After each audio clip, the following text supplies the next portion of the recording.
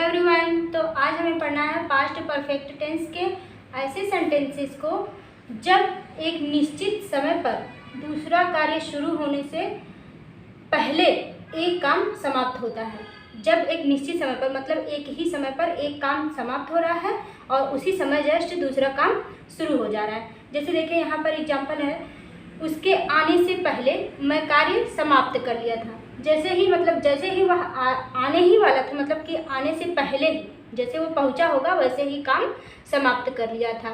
तो आने से पहले ही जैसे वो आया मैं अपना काम समाप्त कर लिया। तो क्या होता है कि जब एक ही निश्चित समय पर दूसरा कार्य शुरू होने से पहले एक काम समाप्त हो रहा होता है तो वो भी क्या होते हैं, ऐसे सेंटेंस भी पास्ट परफेक्ट टेंस में आते हैं।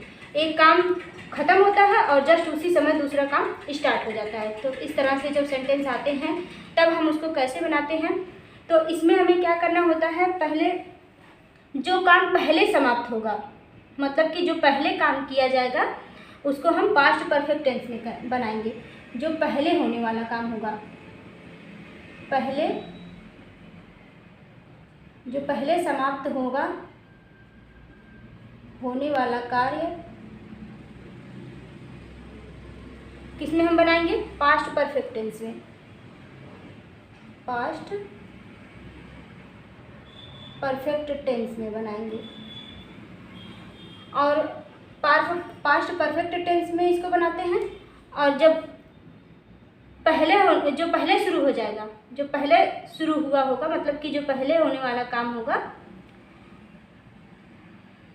वो हम पास्ट परफेक्ट टेंस में बना देंगे। और जो बाद में समाप्त होगा, जो बाद में समाप्त होगा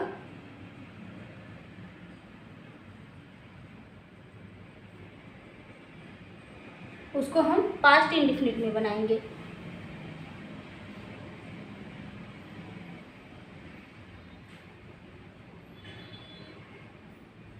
पास्ट इंडेफिनिट में बनाते हैं।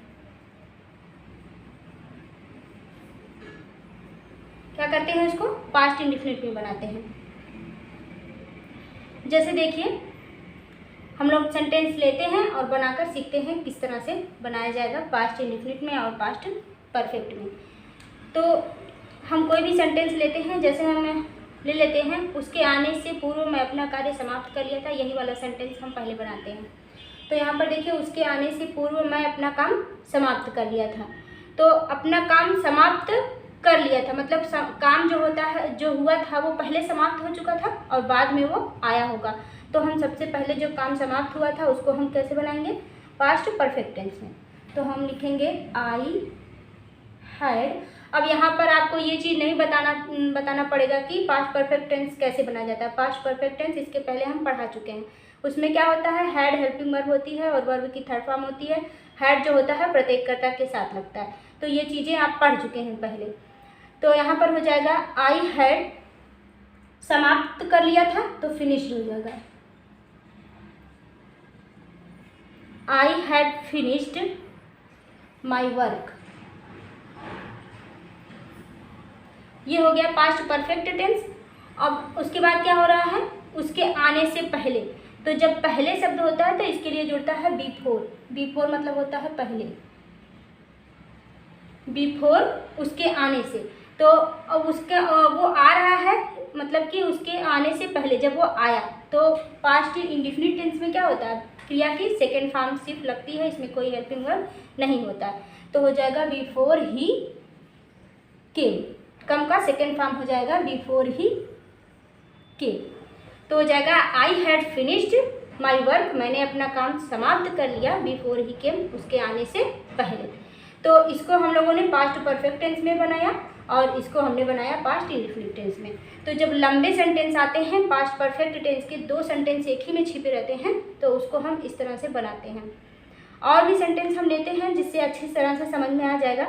जैसे घंटी बजने से पहले मैं विद्यालय पहुंच चुका था। घंटी बजने से पहले मैं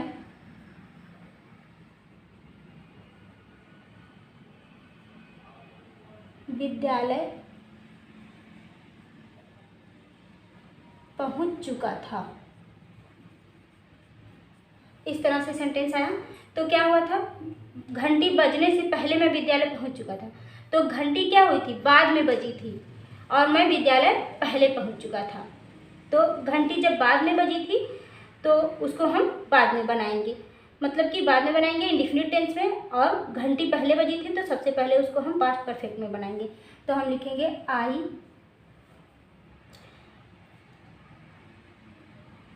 घंटी बजने से पहले मैं विद्यालय पहुंच चुका था। तो सबसे पहले जो काम हुआ था मैं विद्यालय पहुंच चुका था, तो इसको हम बनाएंगे पास्ट परफेक्ट टेंस में। तो हो जाएगा आई हैड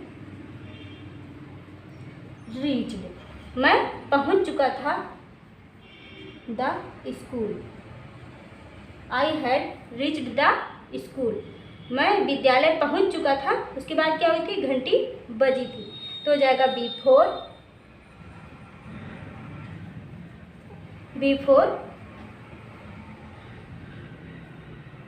द बेल रंग।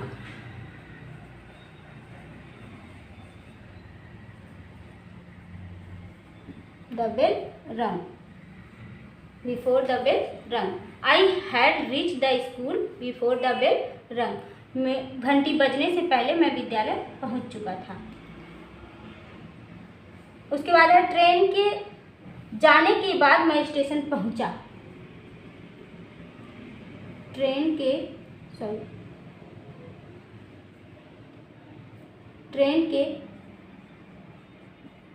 जाने के बाद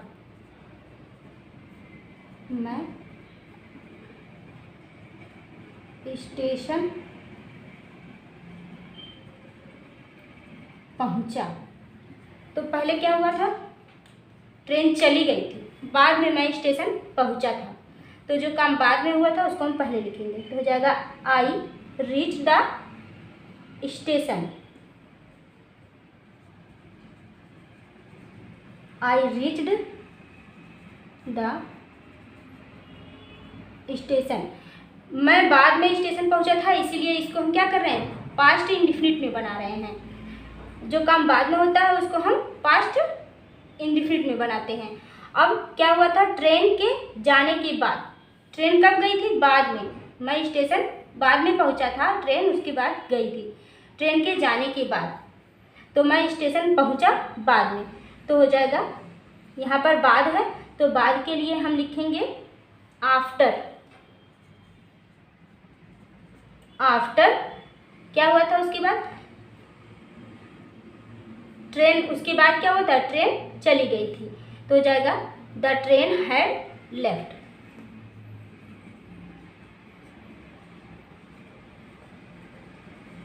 ट्रेन हैड लेफ्ट।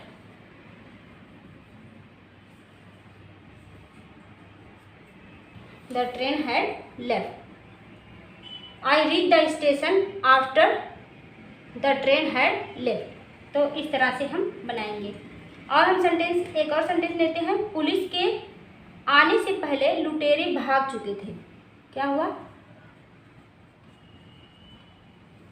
पुलिस के आने से पहले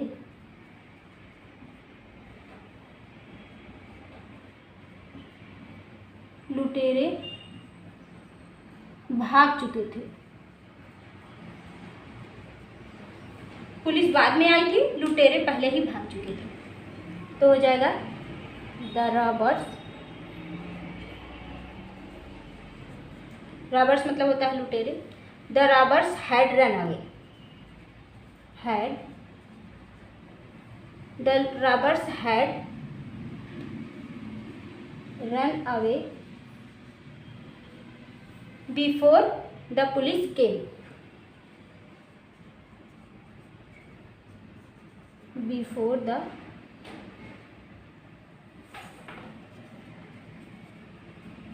पुलिस केम।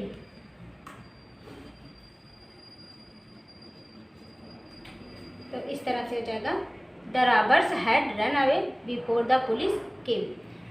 तो आपको इस तरह से जब बड़े बड़े सेंटेंस होंगे और उसमें 2 सेंटेंस छिपे रहते हैं तो किस तरह से सेंटेंस को बनाया जाता है आपको अगर अच्छी तरह से समझ में आ गया होगा इस वीडियो को देखने के बाद, तो वीडियो पसंद अगर आई होगी लाइक और शेयर करिएगा। चैनल पर नए हैं तो चैनल को सब्सक्राइब जरूर कर लीजिएगा। मिलेंगे नेक्स्ट वीडियो में। Thank you. Thanks for watching the video.